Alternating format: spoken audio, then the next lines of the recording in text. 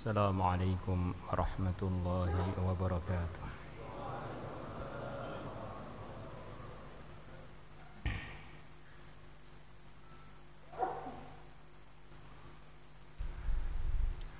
إن الحمد لله نحمده ونستعينه ونستغفره ونؤمن به ونتوكل عليه ونعوذ بالله من شرور أنفسنا ومن سيئات أعمالنا من يهده الله فلا مضل له ومن يضلله فلا هادي له أشهد أن لا إله إلا الله وحده لا شريك له لا شبيه له وأشهد أن سيدنا ومولانا محمدا عبده ورسوله لا نبي بعده اللهم صل وسلم على سيدنا محمد البهي الكامل وعلى آله وأزواجه وذرياته وصحابه والتابعين والناصرين لدينه إلى يوم الدين أما بعد فقد قال في كتابه الكريم إن الذين آمنوا وعملوا الصالحات يهديهم ربهم بإيمانهم تجري من تحتهم الأنهار في جنات النعيم دعواهم فيها سبحانك اللهم وتحيتهم فيها سلام وآخر دعواهم أن الحمد لله رب العالمين. وقال النبي صلى الله عليه وسلم إن الله اختار أصحابي على العالمين سوى النبيين والمرسلين أو كما جاء في الحديث. Teman-teman semua, kita bersyukur kepada Allah, merasa beruntung dengan sangat-sangat beruntung di bulan Maulid seperti ini. Allah telah berikan hadiah terbesar kepada umat manusia, kepada jin, bahkan kepada seluruh alam, dengan lahirnya yang mulia Nabi besar Muhammad sallallahu alaihi wasallam, rahmatan lil alamin, sebagai rahmat untuk seluruh alam.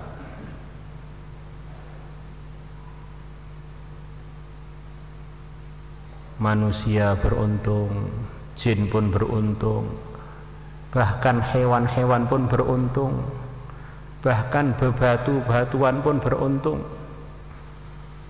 malaikat-malaikat pun beruntung dengan lahirnya yang mulia Nabi besar Muhammad sallallahu alaihi wasallam. Kadang-kadang orang itu bertanya,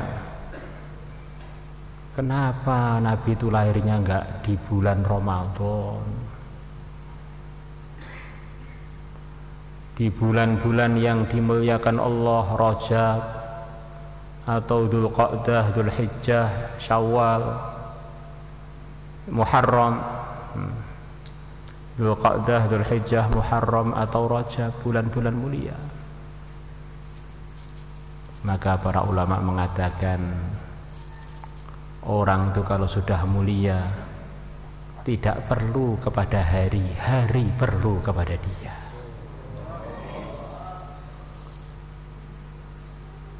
Kalau seorang yang mulia pengen datang ke satu tempat, maka semua orang akan siap. Monggo, monggo, dugi, kapan mawon. Nah, karena orang mulia.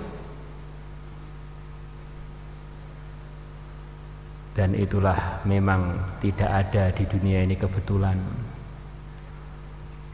Allah lahirkan yang mulia Nabi besar Muhammad SAW di bulan Rabiul Awal, biar bulan Rabiul Awal termuliakan dengan kelahiran yang mulia Nabi besar Muhammad SAW. Kadang-kadang orang tanya, saya ini mau bangun rumah, saya ini mau nikah, saya ini mau buka toko, hari apa yang baik? Itu tidak terlalu penting, kamunya baik apa tidak.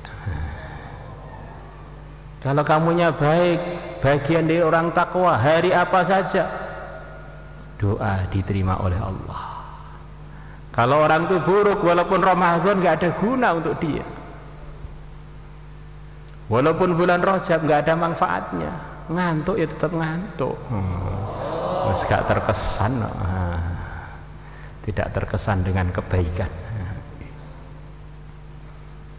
Orang itu kalau sudah baik di tempat yang sangat buruk, bahkan jadi markasnya dhalalah, di rumahnya Fir'aun, itu pun tidak menghalangi dia untuk jadi baik. Bahkan Allah telah siapkan istana di surga untuk istrinya Fir'aun itu. Allah ceritakan bagaimana si Asiyah berdoa minta dibangunkan rumah di surga. Maka Allah ceritakan doanya si Asiyah. Maksudnya kata Pak ulama, ini doa ini sudah dikabulkan oleh Allah. Sementara suasana rumahnya, suaminya ini bukan orang sesat, pimpinannya orang sesat, ngaku jadi Tuhan, sampai iblis pun belum sampai ke makom situ. Kuntum jundi iblis fartaqa biyal halu hatta sara iblisu min jundi. Dulu aku ini adalah pasukannya iblis, kemudian meningkat kenakalanku sampai iblis itu jadi pasukanku. Di manusia ini kalau sudah nakal itu meningkat sampai iblis pun perlu belajar nakal pada dia. Idenya kurang, iblis kurang cerdas. Maka yang jadi khalifah di bumi bukan iblis, Nabi Adam dan cucu-cucunya. La ilaha illallah. Tempat yang terbaik adalah Ka'bah, markasnya hidayah. Ini akan ada manfaatnya untuk orang-orang yang dipilih oleh Allah. Kalau orang tidak dipilih oleh Allah, walaupun Ka'bah pun dia tidak terkesan dengannya, tidak ambil manfaat dengannya. Seorang wanita, kurang lebih namanya Nailah, janjian dengan pacarnya untuk ketemuan di dalam Ka'bah, kemudian berzina di dalam Ka'bah. Akhirnya dua-duanya jadi batu. Maka orang-orang sekitar Ka'bah melihat kejadian itu semestinya ngambil pelajaran. Batunya orang yang kualat dengan Ka'bah malah mereka sembah. La ilaha illallah. Maka untuk orang itu jadi baik perlu hidayah. Maka itulah maksudnya majelis kita, bersyukur atas pimpinan hidayah yang Allah telah lahirkan dalam bulan Rabiul Awal ini, yang mana hidayah pintunya hanya satu saja untuk umat Muhammad, yaitu ikut arahan, ikut beliau sebagai panutan kita dalam segala keadaan dan urusan. Man ata'ani dakhalal jannata wa man 'asani faqad aba. Siapa yang taat kepada aku, pasti masuk surga. Yang tidak mau taat berarti memang tidak mau masuk surga. Coba kita evaluasi kehidupan kita 24 jam. Yang ikut Nabi itulah surga. Yang tidak ikut Nabi berarti tidak ada jaminan ke surga. Saya pikir-pikir saya ikut Nabi 24 jam 25%. Oh berarti 20%-nya surga, 75%-nya neraka. Kadang-kadang orang itu sibuk hidup, sibuk menghabiskan waktu, lupa waktunya itu ikut siapa. Tiba-tiba pagi lagi, malam lagi, pagi lagi, malam Jumat lagi. Tiba-tiba ngantuk lagi, tidur lagi, ngorok lagi, ngiler lagi, Masya Allah. Tiba-tiba Mizrail sudah di depan pintu. Ngontak ngantuk, ayo berangkat dengan akhirat. Dereng siap kulo, siap rasiap kudu berangkat.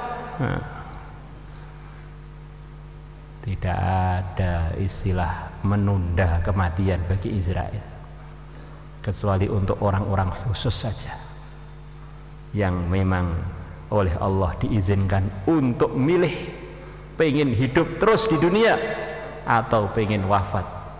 Dialah yang mulia Nabi besar Muhammad sallallahu alaihi wasallam.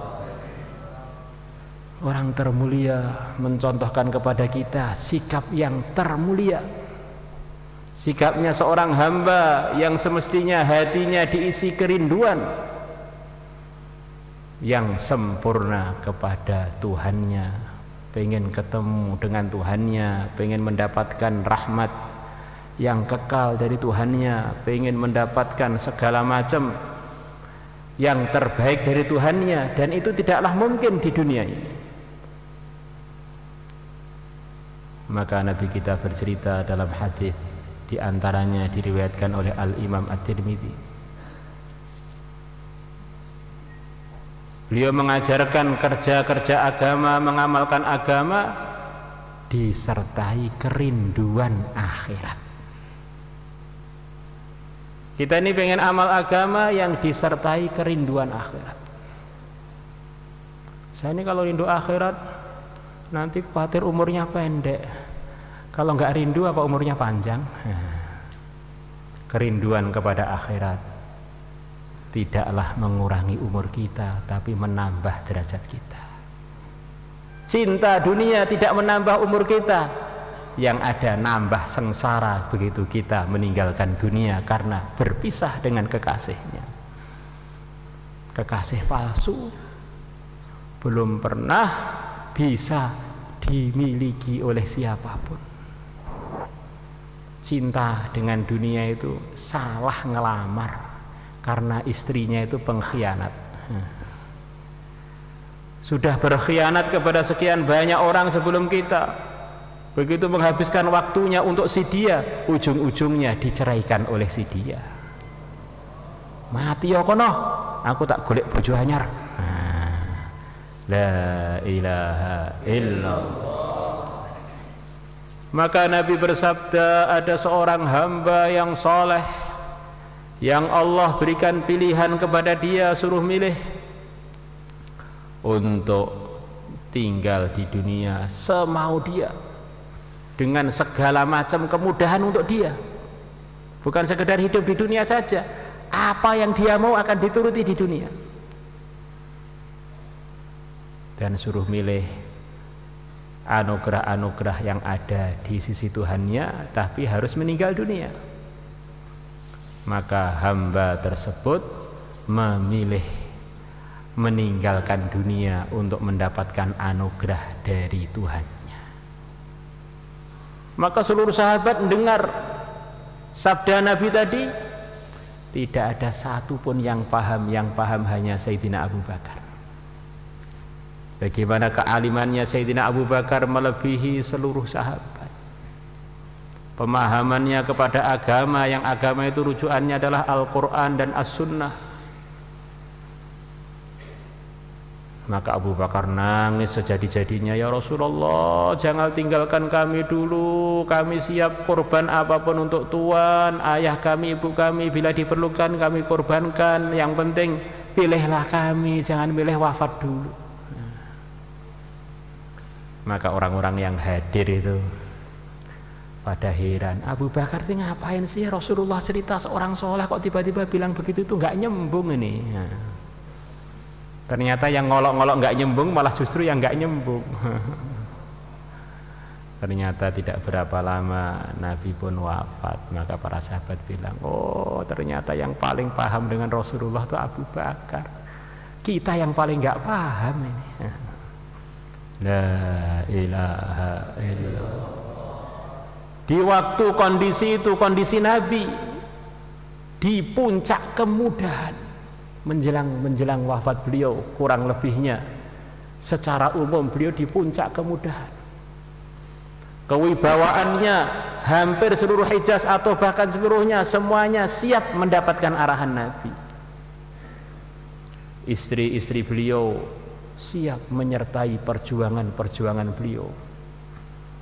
Beliau berangkat dari Madinah untuk mengirim rombongan-rombongan, kurang lebih 100-an rombongan selama beliau 10 tahun di Madinah. Istri beliau menyertai beliau di dalam 25 kali safar dari 100-an itu. Kemudahan yang begitu mudah bagi Nabi menjelang wafat beliau. Beliau kalau memberikan infak kepada istrinya untuk 1 tahun, bukan untuk 1 bulan. Kadang-kadang orang itu kalau nggak dengar cerita begini ini, perasaannya zuhud itu adalah pelit dengan istri. Apa definisi zuhud? Pelit dengan istri. Istri harus dilatih pikir akhirat. Ternyata salah dalam prakteknya. 12 bulan langsung dikontani oleh Rasulullah.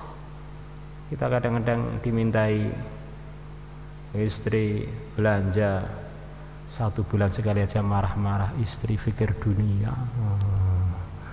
Padahal sebetulnya yang salah kita.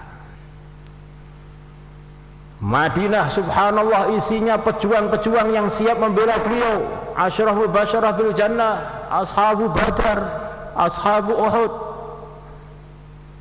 Di suasana menjelang Nabi wafat itu suasana yang benar-benar puncaknya kekuatan Islam. Mungkin di zaman Nabi puncaknya harta itu menjelang wafatnya Nabi. Tapi itu semua tidak menggoyahkan rindunya Nabi kepada akhirat untuk jadi contoh pada umatnya. Kalau orang pengen cepat mati karena weselnya terlambat, biasa. Saya sumpah Pak, wesel saya belum datang, saya tak ngeloncat dari tingkat 3 aja Pak. Ngono kuwi akeh tunggale pitik. Kalau lapar loncat-loncat. La ilaha illallah. Atau karena tokonya bangkrut, saya pengen ketemu Rasulullah dan para sahabat, ternyata kokian utang. Itu sih biasa, orang sumpah pengen mati. Tapi dalam kondisi semuanya membahagiakan, semuanya menyenangkan, kemudian milih akhirat, memang ini contoh pimpinan orang akhirat yang mulia Nabi besar Muhammad sallallahu alaihi wasallam. La ilaha illallah.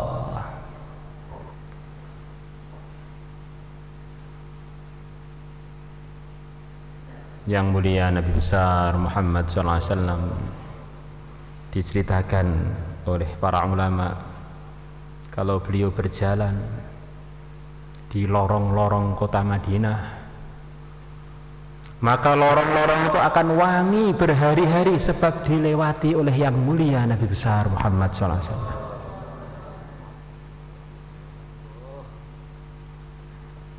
Ada pimpinan yang hebat katanya yang keringatnya wangi, maka orang yang meninggalkan ikut Rasulullah kemudian cari pimpinan-pimpinan yang keringatnya penguk, atok, benar-benar kurang pandai, sempurna nggak pandainya.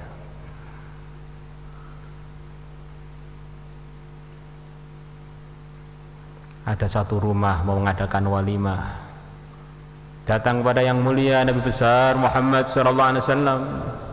Ya Rasulullah, anak putri saya mau walimah, saya nggak punya bekal, minta dibekali apa gitu. Maka Nabi mengambil ranting pohon dan botol yang terbuat dari kaca. Beliau gosokkan ranting tadi ke kulit beliau yang sedang berkeringat. Kemudian beliau wadai keringat beliau ke dalam botol itu. Ini untuk minyak wangian putrimu dan keluargamu nanti pada hari walimah. Ada yang berani begitu itu?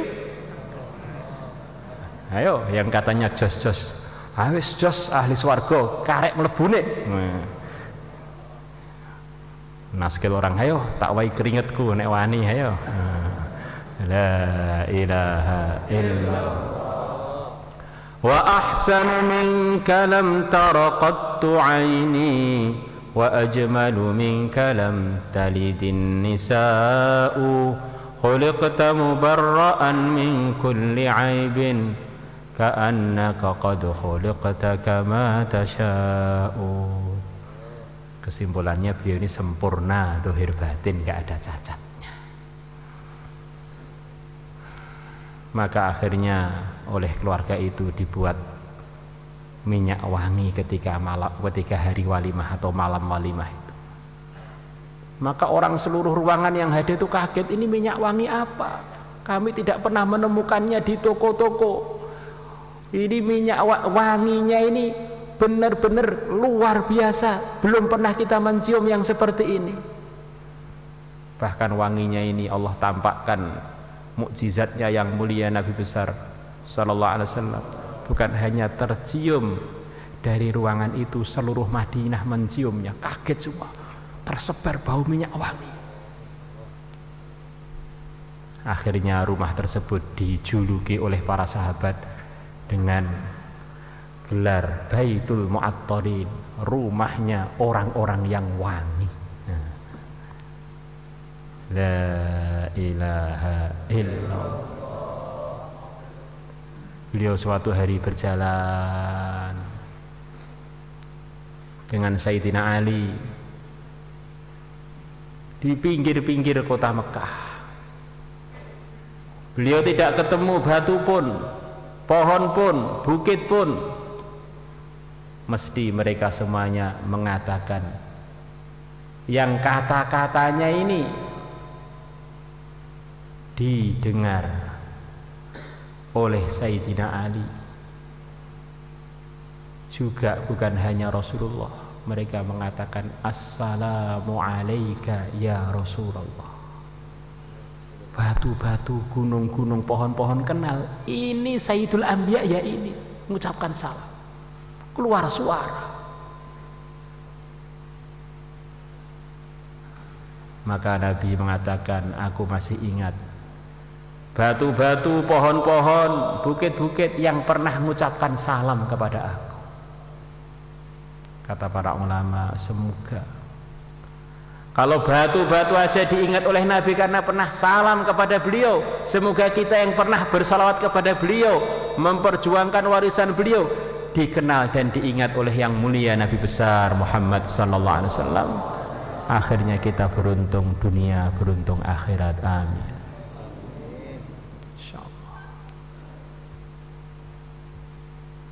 Di Madinah selepas disyariatkan Jumatan, beliau pun Jumatan. Mimbarnya adalah pohon kurma yang telah dipotong. Beliau sandaran di situ, duduk di situ untuk khutbah.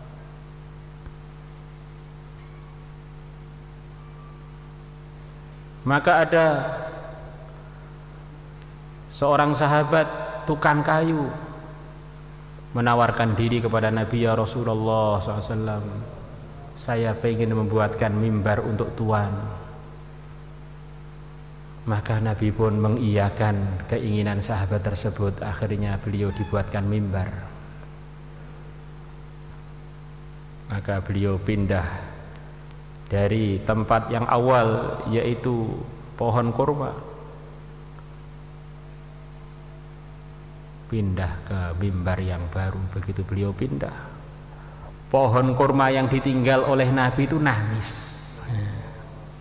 Yang tangisannya didengar oleh Rasulullah dan didengar oleh semua hadirin waktu Jumatan itu. Nangis, tangisannya seperti suara unta betina katanya. Maka Nabi pun turun dari mimbarnya, kemudian mengelus-ngelus dan menepuk-nepuk batang kurma tadi untuk menenangkannya dan mendiamkannya, seperti seorang ibu mendiamkan bayinya yang sedang nangis. Tepuk-tepuk. Akhirnya diam. Nabi mengatakan, kalau saya nggak turun dari mimbar untuk menenangkan pohon kurma yang nangis gara-gara saya tinggal, dia akan nangis sampai hari kiamat. Jadi kalau orang nggak rindu dengan Rasulullah itu, masya Allah, lebih baik jadi pohon aja. Mungkin jadi pohon pun nggak baik. La ilaha illallah. Akhirnya Nabi merintahkan ini dikubur, disuruh ngubur oleh Nabi. Ceritakan dalam Hayatus Sahabah sebagiannya. Maka dari cerita-cerita tadi, pohon-pohon bisa ngomong, batang pohon yang kepotong bisa ngomong di dunia ini sebelum di akhirat, sebelum hari kiamat. Maka para ulama mengatakan sebetulnya benda-benda mati yang di sekeliling kita ini semuanya punya rekaman-rekaman dan faham sebagaimana alam mereka, yang mana suatu saat semuanya akan diizinkan untuk berbicara ketika nanti diperlukan untuk jadi saksi-saksi amalannya manusia ketika di dunia. Mereka akan datang ke mahkamah. Saya marmer masjid Trangkil jadi saksi, santri Trangkil dengarkan bayan ngantuk Pak Malaikat. Mana dalilnya? Yauma idzin tuhadditsu akhbaraha. Hari itu ketika hari mahsyar, hari kiamat, bumi ini akan cerita berita dia ketika dihuni manusia. Ya, bumi itu isinya apa toh? Angin, air, batu, tanah. Maka kalau orang tuh dengar cerita-cerita tadi, kemana saja nggak perlu CCTV, dia ini merasa terawasi terus, semuanya ini saksi ini. Walaupun nggak ada yang absen, ini saksi semua, absen semua, ini suatu saat akan ngomong semuanya ini. Baju kita akan ngomong, topi kita akan ngomong, sorban kita akan ngomong, kacamata kita yang kita gunakan untuk baik atau buruk juga akan ngomong. Saya kacamata jadi saksi, santri Trangkil menggunakan saya untuk membaca Quran 30 juz tiap malam. Saya jadi saksi, ini, santri dari sini semalam suntuk baca Doraemon. La ilaha illallah. Hati-hati. Maka ada ujian kelulusan di sebuah pesantren. Ya, ceritanya para ulama untuk jadi bahan. Orang tuh yang lulus tuh yang bagaimana? Lulus untuk dapat hidayah itu bagaimana? Lulus ngaji yang sebenarnya itu bagaimana? Lulus ikut Rasulullah yang sebenarnya itu bagaimana? Maka santri-santri yang sudah selesai ngaji dikumpulkan. Kalian semuanya nanti ada selamatan untuk kelulusan kalian. Bawa ayam sendiri-sendiri. Maka semuanya cari ayam sendiri-sendiri. Kemudian diperintahkan semuanya pergi untuk nyembelih ayamnya di tempat yang tidak ada siapapun tahu. Semuanya datang lagi kepada Pak Yainya, sudah disembelih ayamnya satu tok. Ayamnya yang masih hidup tidak disembelih. Loh, kenapa kak kamu sembelih? Pak Yai, nggak ada tempat yang saya bisa sembunyi, semuanya ada yang ngawasi. Oh, ini semuanya nggak jadi lulus ngaji lagi. Yang lulus ini yang boleh pulang untuk nikah nih, yang lainnya nggak boleh. La ilaha illallah. Santri pengen boyong, pengen walimah, pengen ini, pengen itu. Kalau muraqabahnya belum mantap, nggak usah. Lebih baik jomblo, nanti nyusahin mertua, nyusahin apa. Perasaannya nggak ada yang ngawasi ya. Akhirnya saya nanya sendiri. La ilaha illallah. Hadirin yang dimuliakan Allah Subhanahu wa taala. Yang mulia Nabi besar Muhammad sallallahu alaihi wasallam. Manusia sempurna, paling sempurna di antara yang sempurna di antara para anbiya. Maka beliau diberi tugas oleh Allah untuk menyampaikan risalah, perintah-perintah dari Allah, Al-Quran dan tafsirnya Al-Quran, Al-Quran dan hadis disampaikan kepada umat. Maka akhirnya umat yang tidak sempurna mewarisi berbagai macam arahan-arahan yang datang dari yang mulia Nabi besar Muhammad SAW. Ada yang mewarisi menonjol imannya, ada yang mewarisi yang paling menonjol akhlaknya, ada yang paling menonjol keberaniannya dalam membela yang hak, ada yang kedermawanannya, ada yang mewarisi 1-2 hadis saja dari beliau, tersebar pada masyarakat yang namanya masyarakat sahabat. Tidak ada seorang pun yang bisa menyerap dari Nabi sempurna 100%, tidak akan ada, karena selain Nabi tidaklah mungkin sempurna. Maka diceritakan oleh Ibnu Umar radhiyallahu anhuma, saya belum pernah melihat seorang pun yang lebih rajin musyawarah melebihi yang mulia Nabi besar Muhammad sallallahu alaihi wasallam. Atas perintah Allah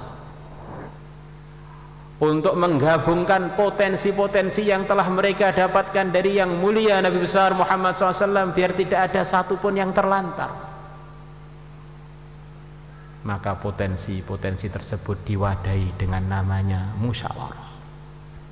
Terus Nabi mendidik para sahabat biar semuanya terbiasa musyawarah, mengerti kepentingan musyawarah, mengerti bahayanya kalau nggak musyawarah nanti potensi-potensi umat jadi nggak terawat dengan baik.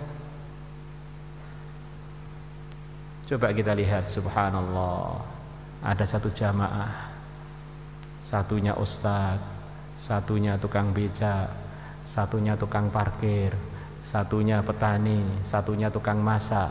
Karena ada musyawarahnya, semuanya bisa bergabung dalam fikir perjuangan meneruskan ngerawat kebaikan-kebaikan dari yang mulia Nabi besar Muhammad SAW. Semuanya berguna karena barokahnya musyawarah. Maka sebelum Nabi wafat, suasana musyawarah itu telah terbentuk di kalangan sahabat. Turunlah surat Syura, surat pujian dari Allah kepada sahabat yang telah menjadi masyarakat yang tahu kepentingannya musyawarah. Wa amruhum syura bainahum. Keputusannya para sahabat, urusannya para sahabat selalu saja termusyawarahkan antar mereka. Musyawarah dengan aturan-aturan yang sesuai dengan apa yang diridhai oleh Allah tentu saja. Maka potensi-potensi pada umat yang begitu banyak bertebaran di negeri kita, di luar negeri, ini semuanya perlu dirawat di kampung kita. Maka perlu ada masjid-masjid yang hidup musyawarah. Akhirnya masyarakat sekitar masjid semuanya bisa tergunakan dalam kebaikan. Di rumah kita begitu juga, istri, anak dibiasakan musyawarah biar semuanya tergunakan untuk ridhonya Allah. Teman-teman relasi kita, teman-teman pekerja kita diajak musyawarah biar semuanya mereka bareng-bareng merawat kebaikan yang Allah telah titipkan kepada mereka dari warisannya yang mulia Nabi besar Muhammad SAW. InsyaAllah semuanya niat para hadirin. Hadirin yang dimuliakan Allah Subhanahu wa taala. Yang mulia Nabi besar Muhammad sallallahu alaihi wasallam. Manusia terbaik, tertinggi derajatnya. Dan memang dunia ini adalah tempat untuk ujian iman dan amal, bukan tempat untuk kekal. Akhirnya pun beliau meninggalkan kita, meninggalkan dunia ini. Yang mana di antara pesan-pesan beliau sebelum beliau meninggal dunia, di antaranya yang dikumpulkan oleh sebagian ulama. Mungkin kita sudah dengar sebagiannya. Sebagiannya ketika Hajjatul Wada, di antara pesan beliau yang disampaikan kepada umat, istausu bin nisa'i khaira. Saya pesan kepada kalian, perhatikanlah para wanita dengan baik. Ini yang di sini ini semuanya anaknya wanita. Enggak ada yang anaknya tuyul, enggak ada. Anaknya wanita. Para nabi semuanya anaknya wanita, kecuali Nabi Adam saja. Selain itu semuanya adalah produknya wanita. Maka di antara pesan Nabi di akhir-akhir hayat beliau, perhatikan para wanita itu. Maka perlu ada kerja masturat, taklim masturat. Kalau pabrik-pabriknya manusia itu adalah pabrik yang bermutu, anak-anak yang keluar pun jadi anak-anak yang bermutu. Tapi tentu saja pabrik itu ya juga terpengaruh dengan pengelolanya. Kadang-kadang dengar bayan begini, wah pokoknya anak nggak soleh, yang salah istrinya, kan pabriknya dia. Nah, iya, pabriknya dia, tapi benihnya kan dari yang laki-laki. Pabriknya bagus, tapi bahan yang diolah itu comberan, ya akhirnya keluar comberan. Benihnya bagus, tetapi pabriknya comberan, ya akhirnya benih yang bagus tadi juga jadi nggak bagus karena terkontaminasi dengan comberan. Maka perlu ada perbaikan, kerja masturat, kerja rijal, biar terjadi perbaikan benih dan perbaikan lahan. Akhirnya muncullah generasi yang baik yang diridhai oleh Allah. Al-ummu madrasatun in a'dattaha a'datta sya'ban tayyibal a'raq, kata seorang ulama Mesir. Ibu itu seperti madrasah. Kalau kamu menyiapkannya, maka kamu seperti menyiapkan satu bangsa yang berbudi pekerti, yang baik, yang bagus akar-akarnya, karena pabriknya jadi bagus. Di antara pesan Nabi sebelum wafat. Maka semua di samping kita kerja rijal, jangan lupa kerja-kerja untuk para wanita, biar terjadi perbaikan dari dua sisi, laki-laki dan wanita. Insyaallah semuanya niat para hadirin. Di antara pesan Nabi sebelum wafat adalah pentingnya berterusannya dikirim rombongan-rombongan perjuangan untuk menyampaikan dan meneruskan risalah yang telah dibawa oleh yang mulia Nabi besar Muhammad sallallahu alaihi wasallam. Terus sekemampuannya dalam macam-macam kondisi, terus dengan hikmah tentu saja kita membentuk rombongan-rombongan yang mengamalkan sekaligus menyampaikan agama. Angfidu jaisa Usama.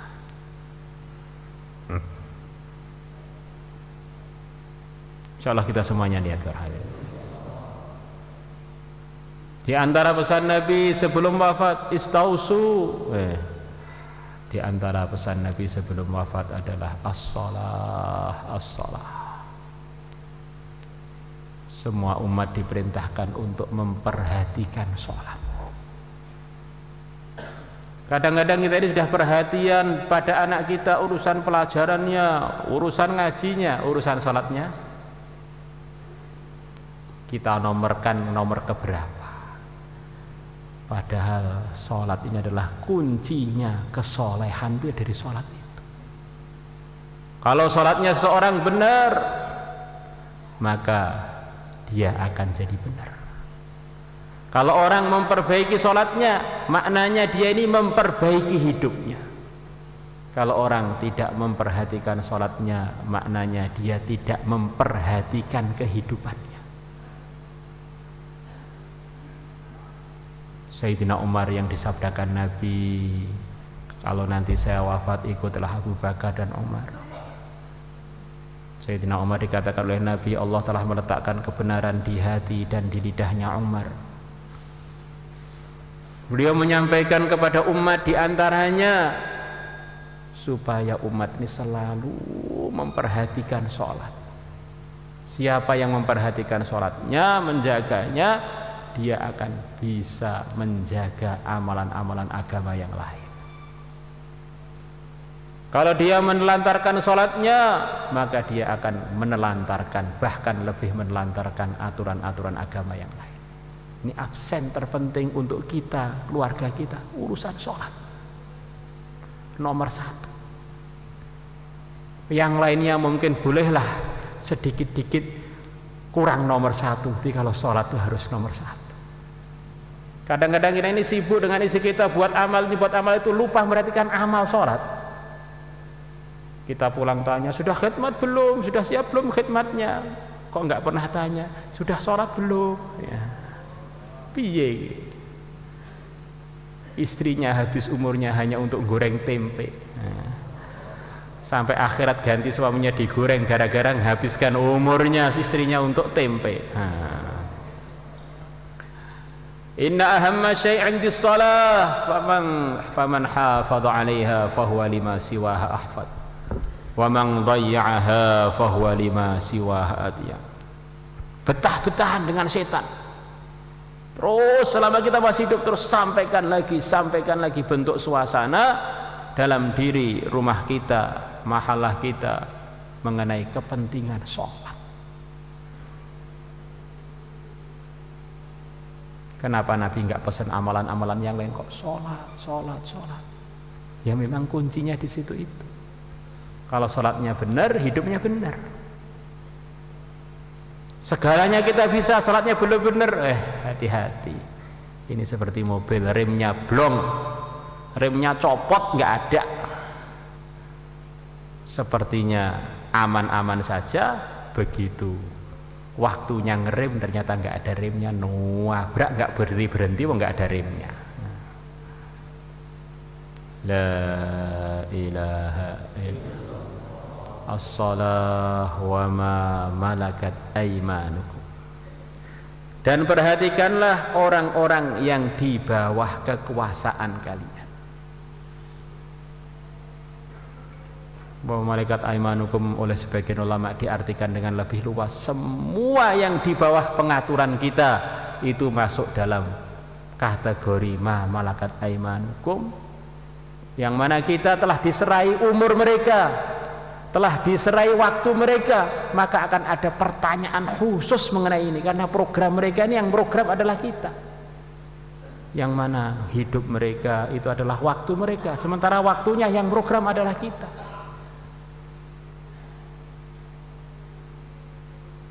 Kadang-kadang kita sibuk mikir diri sendiri, padahal diri kita itu telah mengorbankan sekian banyak orang sekeliling kita. Ini habis waktunya untuk kantor kita, untuk sawah kita, untuk itu semuanya sudah kita perhatikan belum?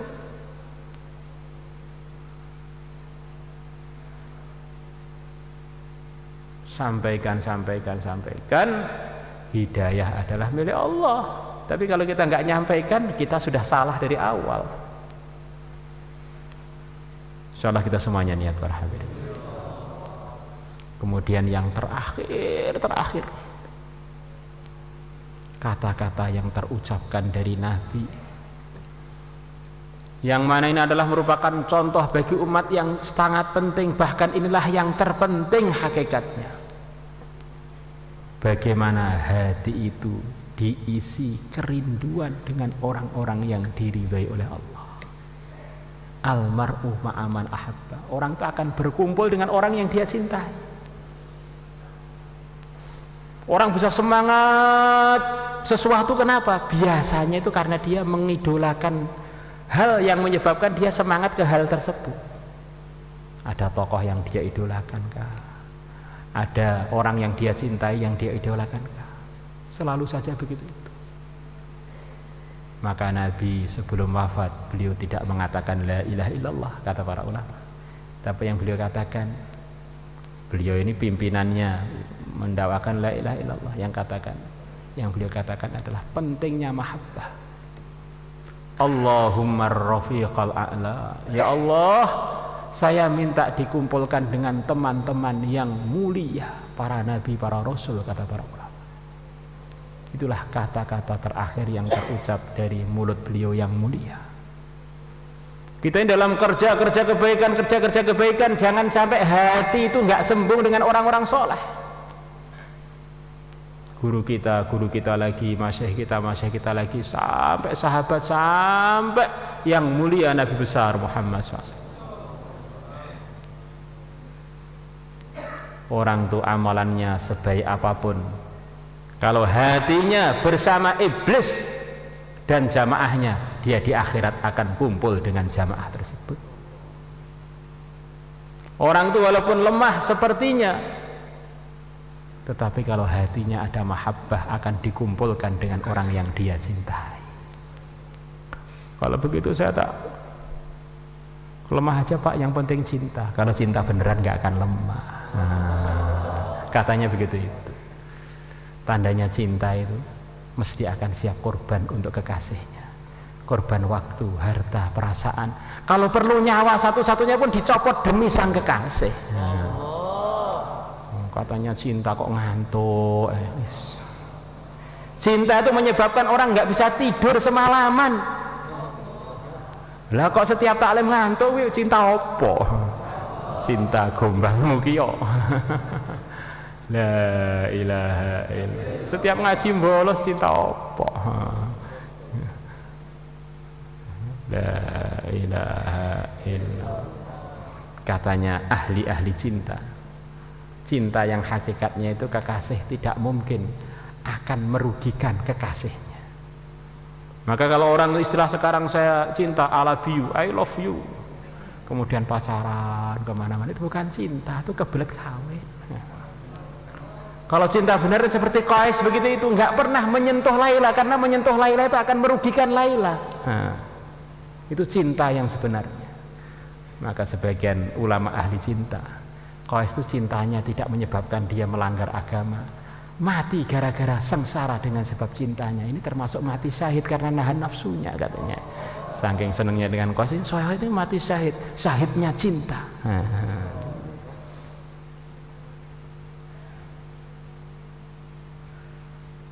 Orang itu kalau sudah cinta, dengar apa saja yang ada kaitan dengan kekasihnya itu sudah langsung semangat.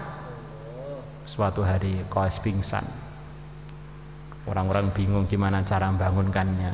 Maka ada ahli cinta di situ itu. Oh, Qais ini akan bergerak dengan digerakkan cintanya. Bilang pada dia apa aja yang kaitan dengan Laila, dia nanti akan bangun.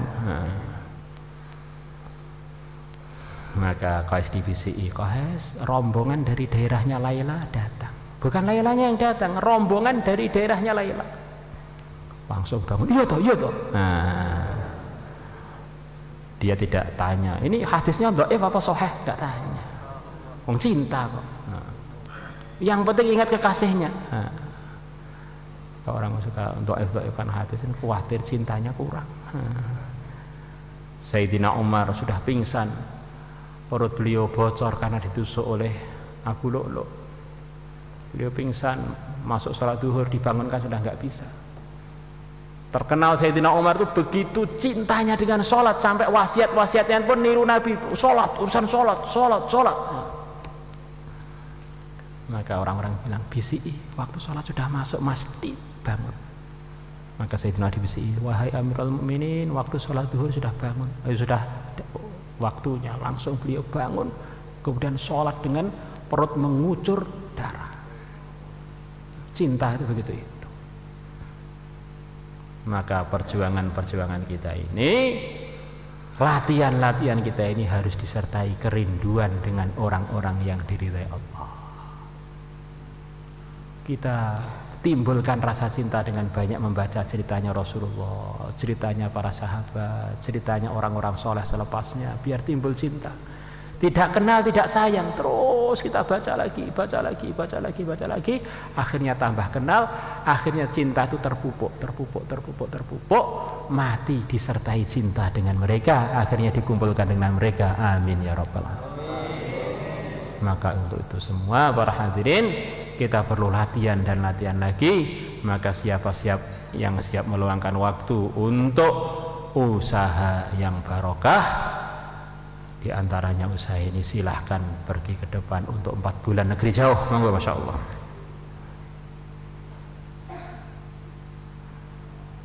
Monggo, masya Allah. Silahkan.